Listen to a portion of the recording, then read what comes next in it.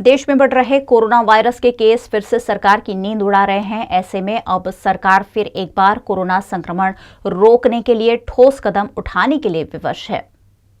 देश में corona virus के लगातार बढ़ते मामलों ने केंद्र सरकार की टेंशन बढ़ा दी है। आगे की रणनीति पर चर्चा के लिए प्रधानमंत्री नरेंद्र मोदी ने आज मुख्यमंत्रियों की बैठक ली। हालांकि इस बैठक में पश्चिम बंगाल की मुख्यमंत्री ममता बनर्जी और छत्तीसगढ़ के सीएम भूपेश बघेल शामिल नहीं हुए। वीडियो कॉन्फ्रेंसिंग के जरिए बातचीत करते हुए पीएम मोदी ने कहा कि हमें हर हाल में कोरोना महामारी को हराना होगा और इसके लिए मास्क को लेकर गंभीरता अभी भी बहुत जरूरी है। देश में वैक्सीनेशन की गति लगातार बढ़ रही है और हम एक दिन में 30 लाख लोगों को वैक्सीनेट करने के आंकड़े को भी पार कर चुके हैं। लेकिन इसके साथ ही हमें वैक्सीन की बर्बादी की समस्या को बहुत गंभीरता से लेना होगा। पीएम मोदी ने राज्यों को 5 मंत्र दिए हैं, जिसमें दवाई भी और कड़ाई भी का पालन करने को कहा है, आरटी-पीसीआर टेस्टिंग बढ़ाने को कहा है, माइक्रो कंटेनमेंट जोन बनाने पर जोर दिया है, वैक्सीन लगाने वाले केंद्रों की संख्या बढ़ाने के निर्देश दिए हैं और वैक्सीन की एक्सपायरी डेट का भी ध्यान रखने को कहा है। कई जगह देखने को मिल रहा है कि मास्क को लेकर अब स्थानीय प्रशासन द्वारा भी उतनी गंभीरता नहीं दिखाई जा रही। मेरा आग्रह है कि स्थानीय स्तर पर गवर्नेंस को लेकर जो भी दिक्कत है उनकी पड़ताल, उनकी समीक्षा की जानी और उन दिक्कतों को सुलझाया जाना, ये मैं समझता हूं वर्तमान में बहुत आवश्यक है।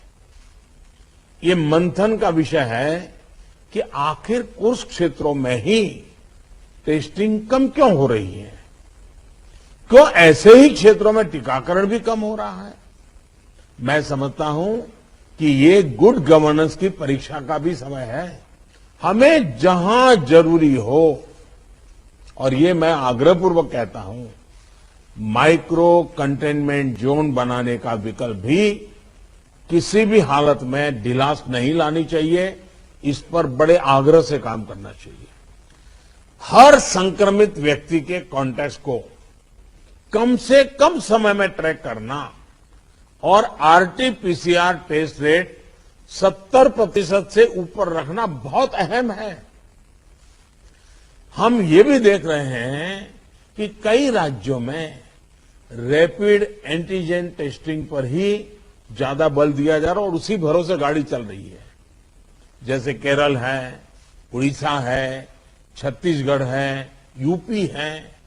मुझे लगता है कि इसमें बहुत तेजी से बदल की जरूरत है। इन सभी राज्यों में, मैं तो चाहता हूं देश के सभी राज्यों में हमें आरटी-पीसीआर टेस्ट और बढ़ाने पर जोर देना होगा।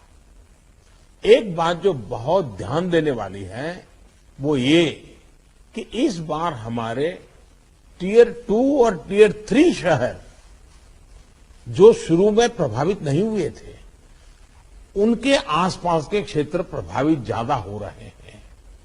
देखिए, इस लड़ाई में हम सफलतापूर्वक बच पाए हैं, उसका एक कारण था कि हम गांवों को इससे मुक्त रख पाए थे। लेकिन टियर 2, टियर 3 सिटी पहुंचा तो इसको गांव में जाने से देर नहीं लगेगी और गांवों को संभालना, हमारी व्यवस्थाएं बहुत कम पड़ जाएगी। और इसलिए हमें छोटे शहरों में टेस्टिंग को बढ़ाना होगा।